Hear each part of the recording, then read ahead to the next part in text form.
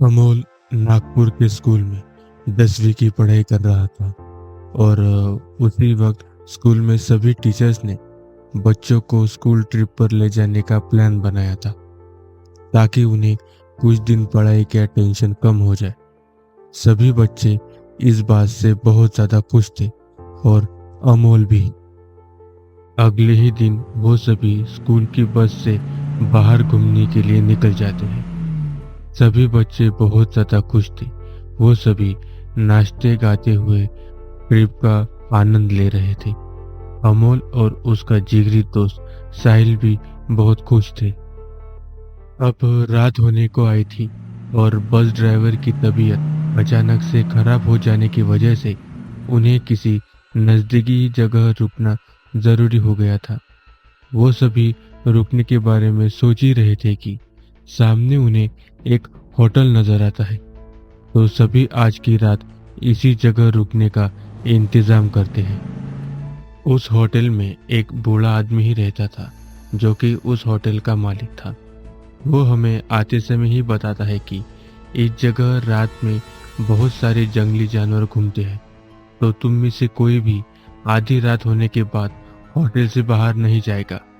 मेरी बात न मानकर तुम्हारे साथ अगर कुछ भी हुआ तो उसकी पूरी जिम्मेवारी सिर्फ और सिर्फ तुम्हारी ही रहेगी। उसकी बात सुन हम सभी तो थोड़ा डर ही गए थे, इसीलिए हम चुपचाप हमें दिए हुए रूम की ओर जाने लगते हैं। उस बूढ़े आदमी की बात मेरे दिमाग में घूम ही रही थी, इसी वजह से मुझे रात में नींद नहीं आ रही थी। तभी मेरा दोस्त साहिल, जिसे सिगरेट पीने की बहुत गंदी आदत पड़ चुकी थी, वो मुझे इशारा कर बाहर चलने को बोलता है। क्योंकि मुझे नींद नहीं आ रही थी तो मैं भी उसके साथ बाहर आ जाता।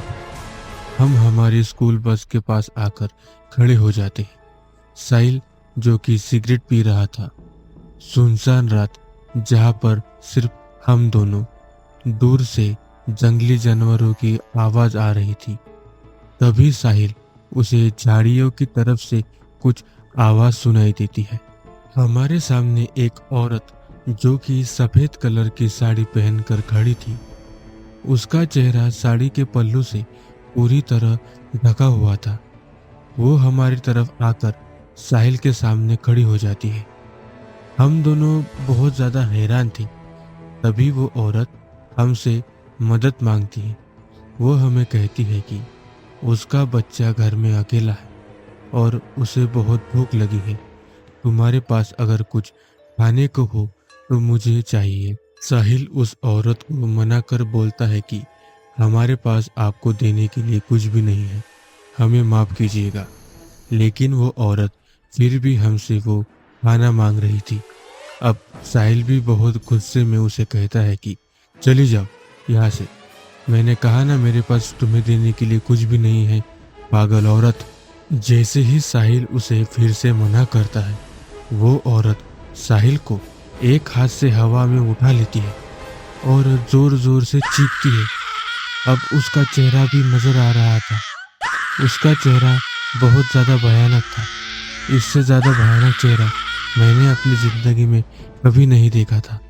वो औरत देखते देखते साहिल को एक झटके में हवा में उठाकर ज़मीन पर पटक देती है। मैं जोर जोर से शोर मचाता हूँ ताकि कोई हमारी मदद के लिए आए।